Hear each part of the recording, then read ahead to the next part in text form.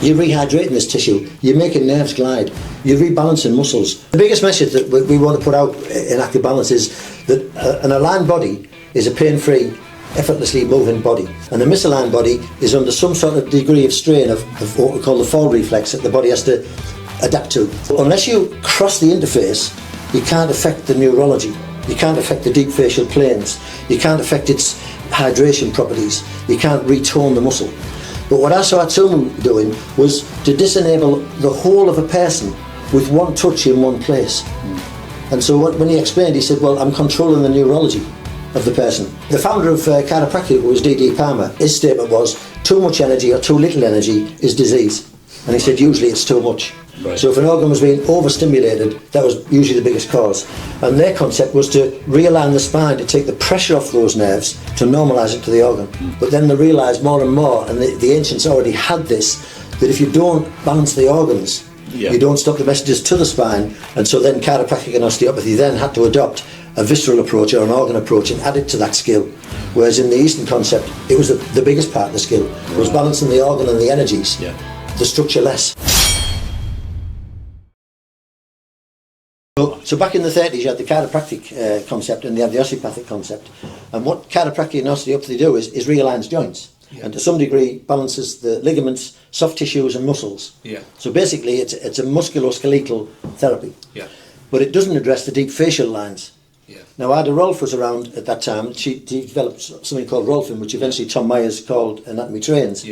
And she showed that gravity, once a person's realigned back to gravity actually became your therapist.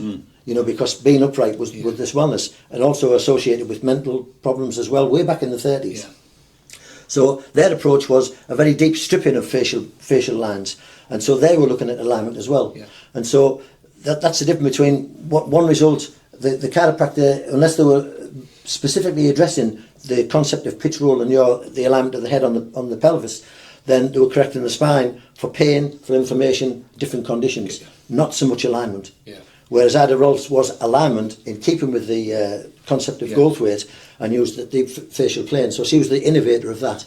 So then you've got to start looking at those, and what I did was over the years, as I learned different methods coming from manipulation to softer techniques, more moving with the biology of exaggeration of a technique.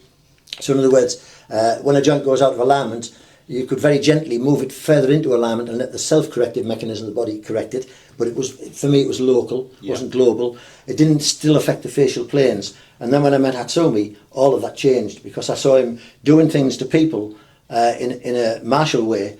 That because he was also a doctor of Sakotsu, which is like a Japanese form of physical therapy, and he'd studied acupuncture and all those stuff and had a school of that. The way he was moving tissue was something like I'd never seen before. And I'd studied massage, manipulation, and all different soft, hard techniques, but what he did was unique. Do you think this was the turning point in your career then? It's obviously at this point you'd had many years of being a karate person, doing your career, your massage, your therapy, your osteopathy, chiropractic approach. Was this the point where you started to look at the body differently through a different approach of movement that Dr Hatsumi showed you? Was that the pivotal point? So I took up karate when I was 20 and I studied that till I was 35. And I loved it. I loved the discipline. Because I was dyslexic, it was very difficult for me to learn the forms, but once I'd learned them and as associated muscle memory, then it was very good for me. More than I thought, realised with the dyslexia, because when you move in all directions and you move three-dimensionally, that actually helps the brain integrate, which is something I was learning along the process. But I actually watched my karate instructors at the age of 20, they were about 35 and 40, and by the time I'd got to 35, they were getting stiffer and older in the joints. They couldn't kick head high anymore. And I started to look at that as a concept, and some of the movements that they would some of the exercises they would do, I refused to do. I thought were bad, repetitive exercises. But then in 86, I saw Dr Hatsumi doing his martial art, and he was 20 years older than me. Right. And he was walking around with a poise on his head. He was upright, effortless, throwing people around. So the point is, how old were you? Sorry, just 35. Then. 35. So he'd been 55. Hatsumi, right? Okay. So now I'm looking at someone 20 years in advance of me, moving in the way I was hoping that all the exercise I was going to lead to that, and they already had it, and my karate instructors were getting stiffer. Yeah. So I had to look at that and go, wow. Then I learned he was a doctor of osteopathy, or the Japanese style of Sakotsu, and that was it me sold. I thought, how does he work? And then he said that taijutsu, this way of moving behind a technique, was the most important thing. Right. And although people would be taught it in forms, it was quite effective. What he taught us when we got the personal tuition was he taught us the anatomy of the martial system, because there's very vulnerable points around the body that if you know how to press or move them, it disenables the body. But also if you use them in the medical way, so you use it in your medicine, that would revive the tissue. Right. Yeah. But because of his Japanese language and the way the Japanese teach things, they teach from the limbic brain. So it comes through as a feeling, and feeling is very difficult to express in words. So he would show you something and he'd say, it must feel like this, understand, go and learn this. Yeah. So you'd practice the feeling, but it didn't have the understanding of a science. Yeah, there's no workbook. There was no workbook. Yeah. But once the feeling started to work, I needed to scientifically prove it for myself and the people I was teaching, because they were asking those kind of questions.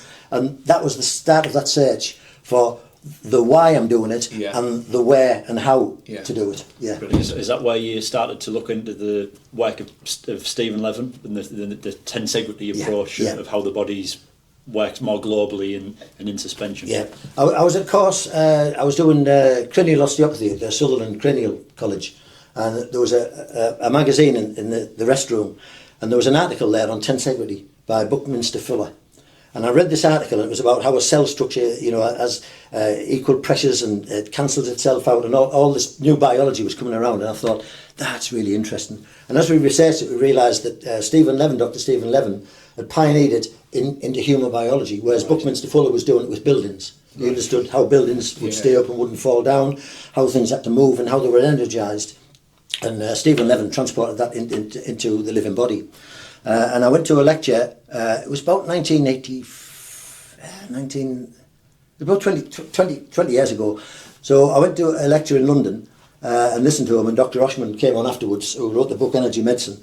And that just blew my mind as to this new concept of that explains floating in your walk, it explains some of the dynamics that I want to learn.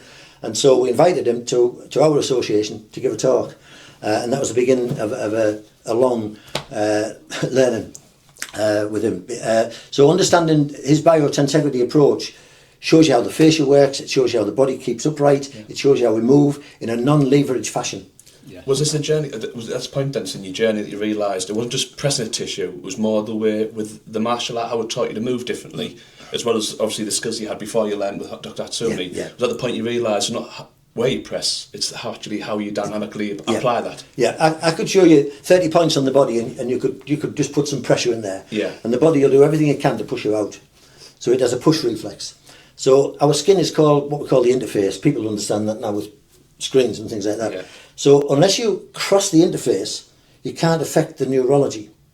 You can't affect the deep facial planes. You can't affect its hydration properties. You can't retone the muscle. So lots of pressure therapies use a lot of pressure, very scientifically in their own research. But what I saw Hatsumi doing was to disenable the whole of a person with one touch in one place.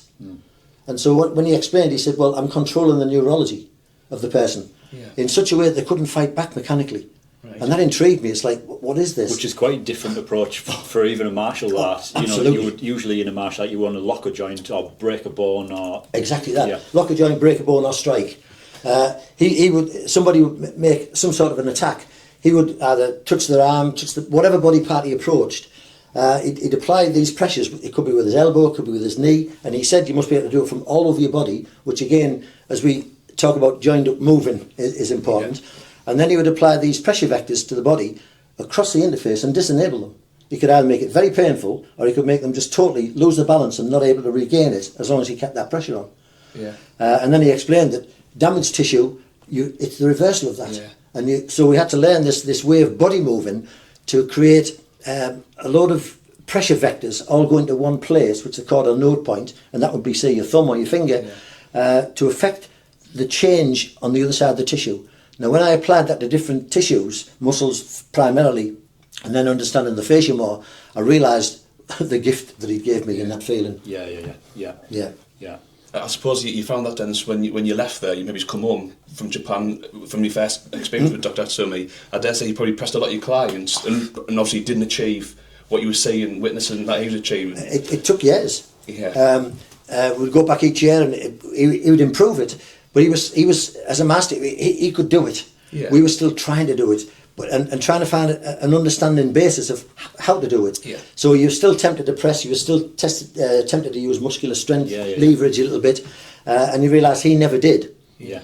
So the methods that I was using then were gentle realignment of the joints, which was according to what she had learned from the Sutherland School again. So Dr Sutherland was an osteopath, but worked very gently with joints, not manipulation. Yeah.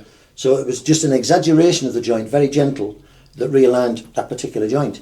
And I was applying the theories that Dr Hatsumi was teaching me and using it through that medium to get results. But it still wasn't what he was doing, because he could overcome resistance without force. And that was the key bit. Yeah. That took me years to get. Okay, yeah. So that was the key thing, to be able to overcome resistant tissue with the same pressure without using force, such as a chiropractor or an osteopath would have to use. And is that what partly led you down to the road of looking into things like tensegrity and fascia, because of what he was telling you and trying to find scientific answers and backups? For that must have been a mind-boggling position, coming from karate, which you render somebody unconscious or break something, to be able to disable somebody from one point, but also influence the whole body from that one point. And he actually taught this concept. He would say only one point, and it wasn't that there was only one point on the body. There was only one contact point needed to do the work. So in other words, you could work from anywhere. Yeah. Which brings in the concept of, if I go to an acupuncturist and he puts a needle in my big toe and he says, well, that's going to help your liver and your headaches, you think, well, it's the farthest point from that organ. Yeah. But the concept of tensegrity is we're a whole organism, and you can't affect one part without affecting the whole. Yeah. Now, when you know how to affect the whole from one point, that's a power.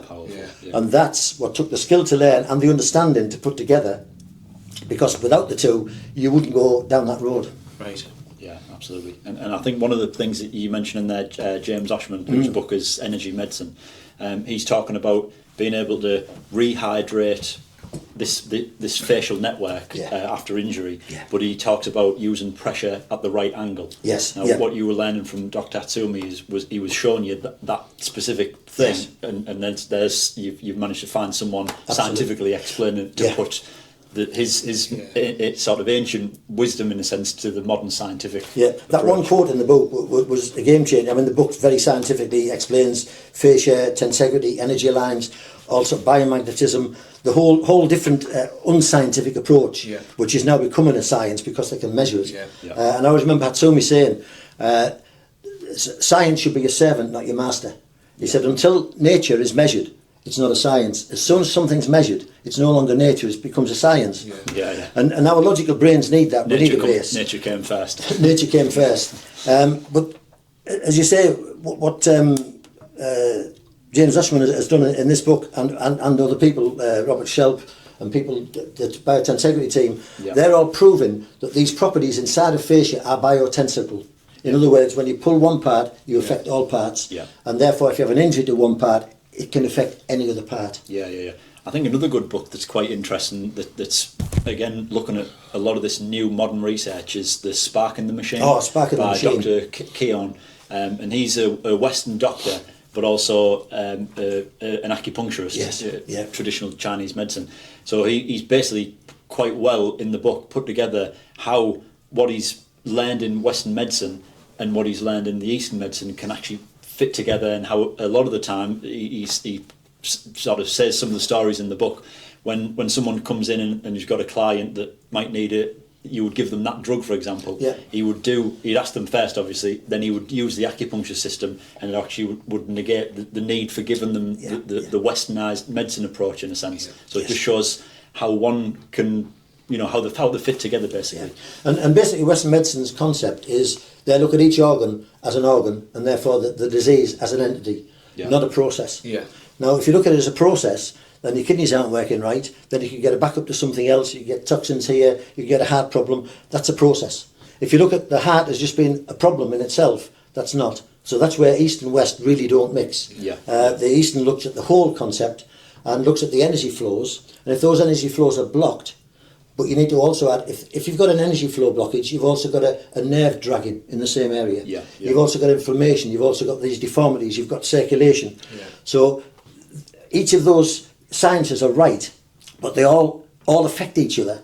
And what's more important is that you understand the interrelationship of those. So that when you're pressing a point or putting a needle in a point or making a manipulation or stretching some structure, that it actually has those effects across the board. Otherwise, again, it's still localised and symptom treating. Yeah. And that again is what we want to address the whole body and bring about that wellness factor back into the body. I think me and Chris have been quite lucky because we've only been in the industry the last 15 years, which is where modern science has always been there, where we can prove something quantitatively, subjectively, what's right, what's wrong.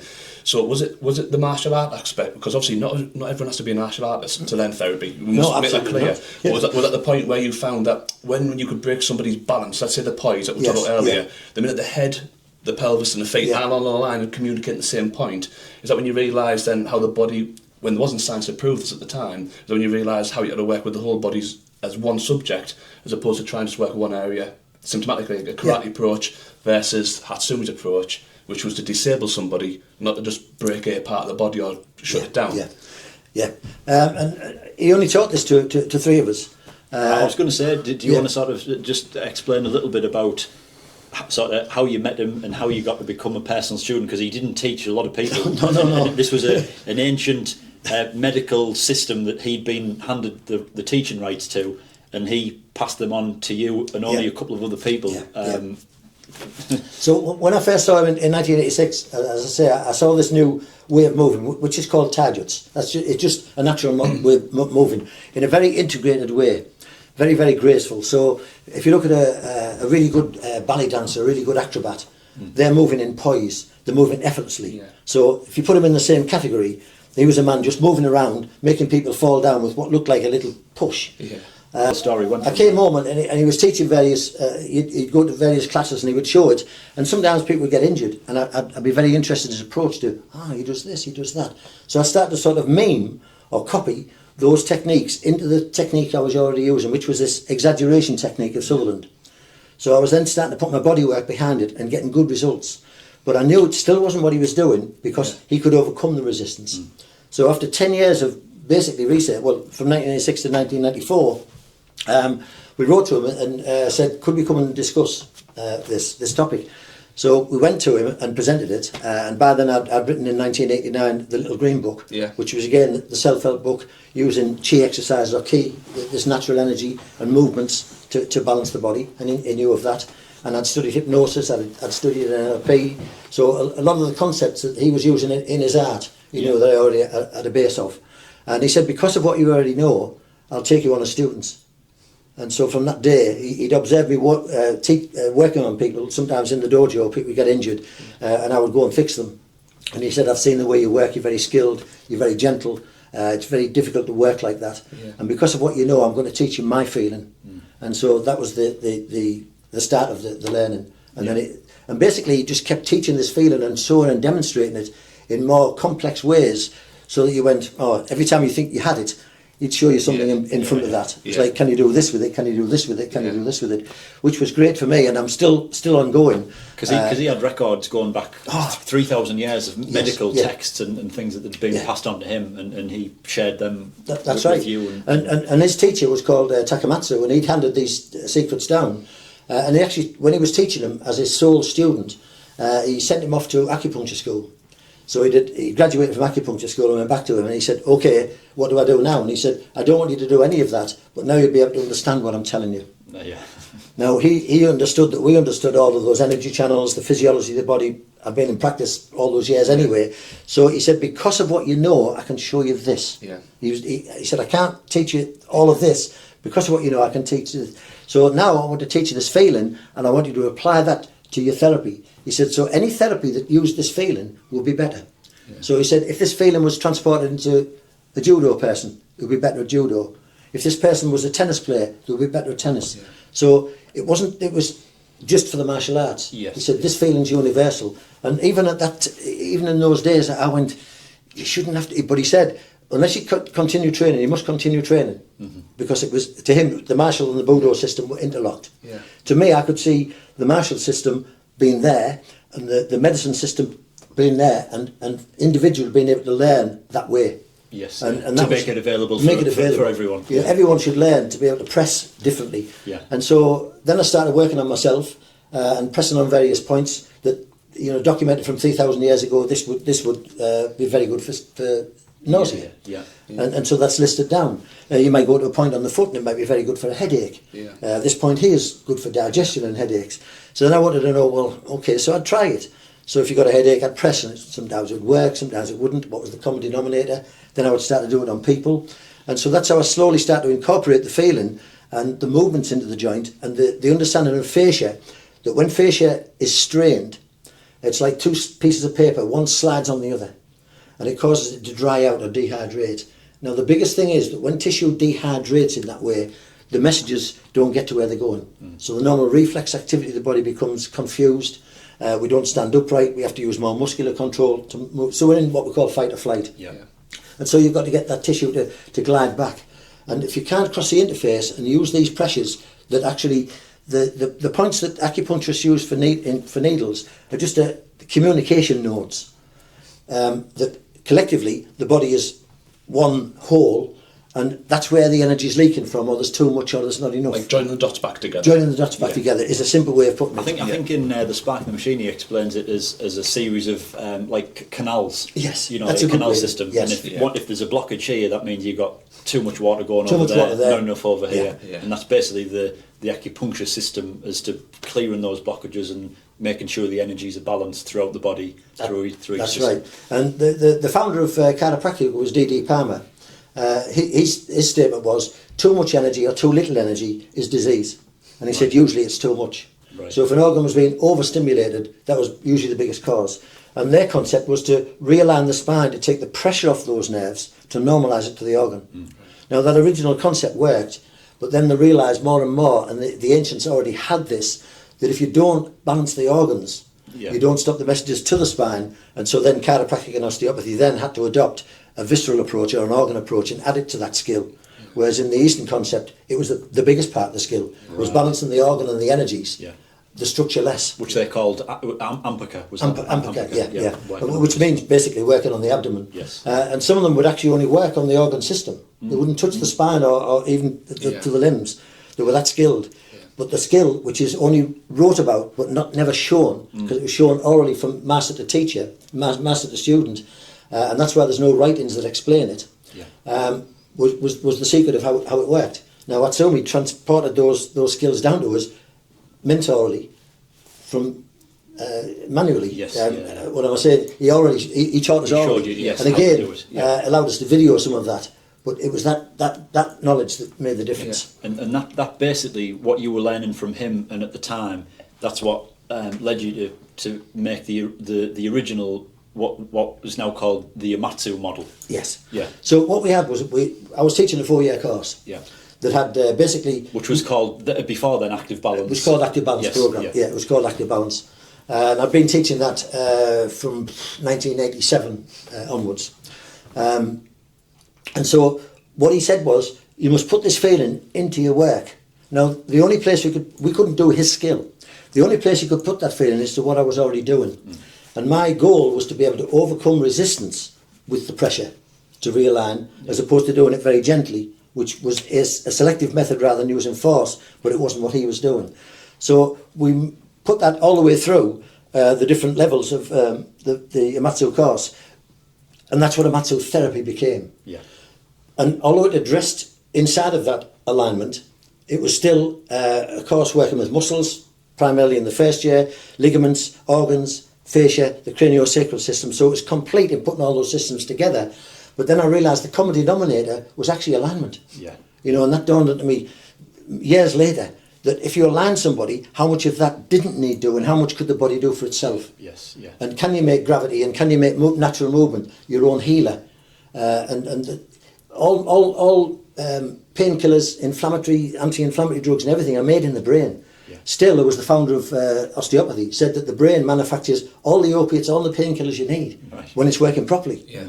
Mm-hmm. So we can manufacture that ourselves. Yeah. When the body's in disarray and confusion, we have to have them in a different method. Which is basically why we've got to where we've got to now, of taken the best bits of all of your 50 years of work, all of the things that Hatsumi's taught you, all of the research now that's modern wise and fitting with it, to create the active balance model that you can learn to do on yourself, you can do on your family, your friends. Yeah. You can become a therapist and start to practice to basically try and help educate everyone at every level to these skills of how to look after you. My biggest message when I wrote the Little Green Book back in 1989 was that my clients would say, is there anything I can do at home? And obviously I couldn't teach them self-osteopathic techniques. I couldn't teach them self-alignment techniques because you need to understand the muscles, the ligament system, all of that. So I gave them a set of routine movements, I don't like to call them exercises, that were based on the ancient silk weaving exercises that have been around for thousands of years. And they proved to be very, very effective. But it was still a movement type of routine. So it was self-help in that base. But the biggest thing that I was looking for is, what can you do to yourself? And I would do a lot of things to myself. I couldn't manipulate myself, obviously, but I could hold things and move tissue from it and press different points. And I slowly incorporated that and found out the simplicity that if you clear blockages from your own body, which takes about 10 minutes a day, which is documented in the Active Balance book, then you're rehydrating this tissue, you're making nerves glide, you're rebalancing muscles without going to a muscular technique, such as some massage therapists or some physical therapists would focus only on muscles very effectively. But it doesn't bring it back to alignment. Yeah. So unless you've got alignment first, and then everything falls away from that, because when it's in alignment, most of the stress of the body is took away. Yeah. I think it's important as well for people, because one of the biggest mistakes, or one of the things I found hardest when we first started learning this, is I used to try and apply taijutsu in a martial area when we used to train separate to the therapy. But then when you made the big point for me, the aha moment was, you should be using taijutsu movement for everything in everyday life, and it's a moment when we don't. We start using repetitive strain, muscular movements on one side. Yeah, even that's when we lifting wrongly. And lifting wrongly. And that's what I realised. That's when we create the imbalance. You know, I was trying to go into a gym environment or a martial environment and go into Budo mode or move well, but then the minute I left, I decided to move badly. And I think that's what we understand. So anybody at home that can relate to this now. You know, we all can do some things well, and some things that we can't do. And it's these things we do every day, again, that feed back into our movement, absolutely. I think micro traumas. Because I think that's really important for people to understand that, yes, you can start to learn about your body, where your tensions are, and start to correct things. But the better that you move, you don't take on as many strains in the first place. If you're bending properly and sitting not for too long or sitting upright in the right alignment, then those postural strains don't happen as much. You know, you can reduce them. But when we go back to Goldthwait, his message was teach people to sit, stand and walk against gravity effectively. Yeah. Now, what did he mean by that? You know, he taught his clients, his patients, to sit, stand and walk better. Yeah. Yeah. So I watch people get out of chairs, I watch them kneel down, pick things up off the floor, I watch them do various tasks, and I go, that's a strain, that's repetitive, that's repetitive. And what people don't understand also is, just holding a mouse all day, they don't think it's repetitive because it's static. That's just as much a strain to the hand as anything else. I think it's funny when someone comes in and you know they start to learn about what we're teaching them, and this is out of balance, and we're get them out of pain and that sort of thing, and you're educating them to how to move better. They start looking at their friends. Oh, they're not moving. Oh, I watch so and so walk down the street and they're walking in balance and they're doing this wrong and they're doing that right. And when you start to look at it, a lot of people have asymmetries in their body or don't move very well and that sort of thing. It's basically which is why we get so many problems in the body. Yeah, the biggest message that we want to put out in Active Balance is that an aligned body is a pain-free, effortlessly moving body. So we'll call that poise. Yeah. And a misaligned body is under some sort of degree of strain of what we call the fall reflex that the body has to adapt to. Yeah. And those adaptations are the problem. And we need to educate people that this poise position is very self-corrective to the body, given time. And that's why the daily routine and the daily movement and the daily habits are so important. But people still think in terms of, I've still got a bad knee and a symptom, but we've had a lifetime of that. Yeah. You know, we need to start to re-educate the way we take ownership of how we're going to look after ourselves. Yes. And without this knowledge, you can't take ownership fully. Yeah.